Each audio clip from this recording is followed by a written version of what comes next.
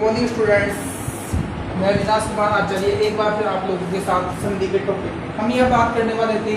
स्वसंधि हमने जान ली थी, व्यंजय संधि को पहचानने का तरीका हमने जान लिया था। आज हम यहाँ व्यंजय संधि का भेद अनुस्वार संधि के बारे में जानेंगे। तो सबसे पहले अनुस्वार संधि को पहचानने का तरीका हमने जाना था, जो हमारा पिछला वीडियो था उसमें जाना था कि जिसके ऊपर लगी हो बिंदिया वही संधि कौन सी होगी, हमारी अनुस्वार संधि होगी। इसका सूत्र हमें दिया हुआ मो अनुस्वार।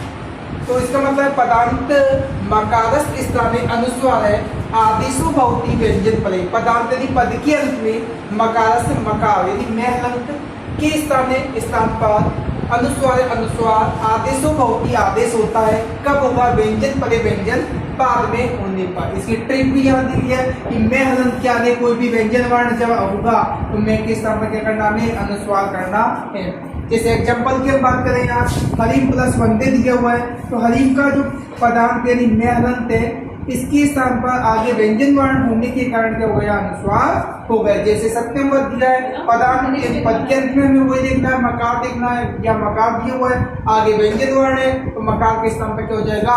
वही अनुस्वार हो जाएगा। त्वम पढ़ती या त्वम में आपको वही मकार दिया हुआ है, आगे व्यंजन वर्ण है तो मकार के स्थान पर क्या हो जाएगा? वही आपका अनुस्वार हो जाएगा। इसके बाद यह दिया अहम धावामी, तो यहाँ भी आपका वही मकार पद के अंत में आगे व्यंजन वर्ण तो मकार के स्थान पर अनुस्वार हो जाएगा। गृहम गच्छति, तो यहाँ भी आपका पदांत यानी पद के अंत में वही मकार है, आगे व्यंजन वर्ण है तो पदांत यानी मैं के स्थान पर क्या हो जाएगा? आपका अनुस्वार हो जाएगा। ये हमारी थी अनुस्वार संधि। जो हमारा अगला वीडियो होगा उसमें हम जानेंगे कि जसत्व संधि है उसको पहचानने का तरीका और उसके बारे में जानेंगे। Thank you. इस चैनल को लाइक एंड सब्सक्राइब जरूर करें।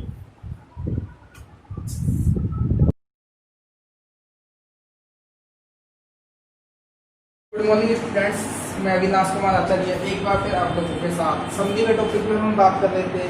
स्वसंधि हमने जान ली थी, व्यंजय संधि को पहचानने का तरीका हमने जान लिया था और व्यंजय संधि में भी हमने अनुस्वार संधि जान ली थी। आज हम बात करने वाले हैं आज जसत्व संधि की, जो एग्जाम की दृष्टि से काफ़ी इंपॉर्टेंट है। इसमें से क्वेश्चन पूछे जाते हैं। इसका सूत्र में दिया जलाम जसोते। ठीक है ना, पदांते जलाम जसु, पद के अंत में जो भी झलवर्ण होते हैं उनके स्थान पर जसवर्ण हो जाते हैं। तो इसकी ट्रिक हमारी है कि किसी भी वर्ग का पहला, दूसरा, तीसरा, चौथा वर्ण हो या तीनों से और है हो, उनके बाद में किसी भी वर्ग का तीसरा या चौथा वर्ण या स्वर वर्ण हो तो यहाँ जो भी वर्ण होगा वो अपने ही वर्ग के कौन से बदलेगा? तीसरे वर्ण में बदलेगा। अधिकांशतः यहाँ पहला वर्ण हमें दिया होता है, उसके स्थान पर हमें तीसरा वर्ण करना होता है। इसके एग्जाम्पल की हम बात करें तो यहाँ में दिया बात प्लस तीस, यहाँ पद के अंत में हमें पहला वर्ण दिया हुआ है किसी वर्ण का, उसके बाद में तीसरा चौथा वर्ण तो है नहीं, लेकिन क्या दिया? स्वर वर्ण दिया हुआ है। तो यहाँ जो वर्ण है उसी वर्ग का तीसरा वर्ण हम यहाँ करेंगे। तो यहाँ हमारा के वर्ग था, के वर्ग का तीसरा वर्ण गे होता है, तो यहाँ के हलंत था तो गे भी हलंत होगा। इसमें हमने ई मिला दिया तो क्या बन गया? हमारा वागीस बन गया। इसी प्रकार से जगत प्लस ईस का या पद के अंत में किसी वर्ग का ते वर्ग का पहला वर्ण है, इसके बाद में किसी वर्ग का तीसरा चौथा वर्ण नहीं है लेकिन स्वर वर्ण है, तो यहाँ जो ते वर्ग का तीसरा वर्ण यहाँ हो जाएगा। तो ते वर्ग का तीसरा वर्ण होता है दे, इसमें हमने ई मिलाया तो क्या बन गया? हमारा जगदीश बन गया। इसके बाद हमें यहाँ पर सठ प्लस आनंद, यहाँ भी किसी वर्ग का पहला ते वर्ग का पहला वर्ण है, इसका तीसरा वर्ण होता है डे होता है, आगे हमारा स्वर वर्ण है तो ते के स्थान पर डे हो गया तो हमारे क्या हो गया? सठ आनंद। दिक प्लस गज की हम बात करें, यहाँ किसी वर्ग यानी के वर्ग का पहला वर्ण है, इसके बाद में यहाँ तीसरा वर्ण हमें दिया हुआ है तो पहला जो वर्ण है वो भी तीसरे वर्ण में बदलेगा तो क्या बन गया? हमारा दिग्गज। इसी प्रकार से हमें अच प्लस अंत, यहाँ भी के वर्ग का पहला वर्ण है, इसके बाद में स्वर वर्ण है तो पहला जो वर्ण है वो अपने वर्ग के कौन से बदल जाएगा? तीसरे में। तो चे का तीसरा कौन सा होगा? जय होगा तो क्या बन गया? अजंत बन गया। इसी प्रकार से दिगंबर हमें दी हुआ है, दिगंबर हो जाएगा दिक प्लस अंबर और सुख प्लस अंत दिया तो क्या बन जाएगा? सुबंत बन जाएगा। सठ दर्शनम दिया तो सठ प्लस दर्शनम बन गया। Thank you. इस चैनल को लाइक एंड सब्सक्राइब जरूर करें।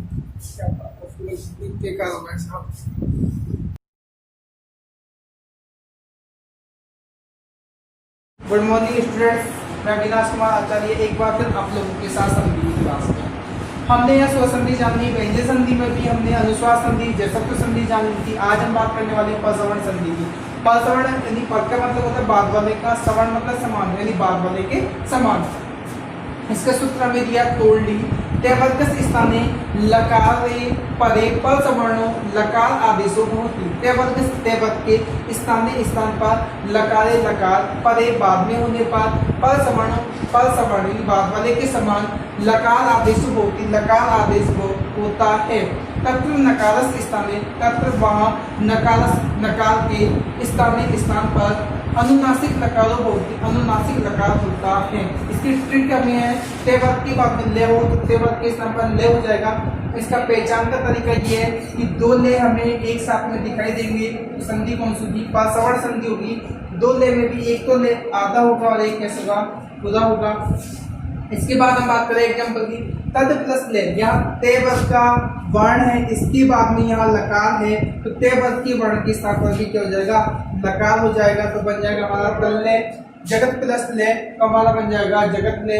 विद्वान प्लस लिखती है, यहाँ तेवर्ग का वर्ण तो है लेकिन कैसा है, अनुनासिक वर्ण है, उसके बाद में यहाँ लकार दिया हुआ है, तो अनुनासिक वर्ण के स्थान पर अनुनासिक लकार होगा तो बन जाएगा विद्वान लिखती।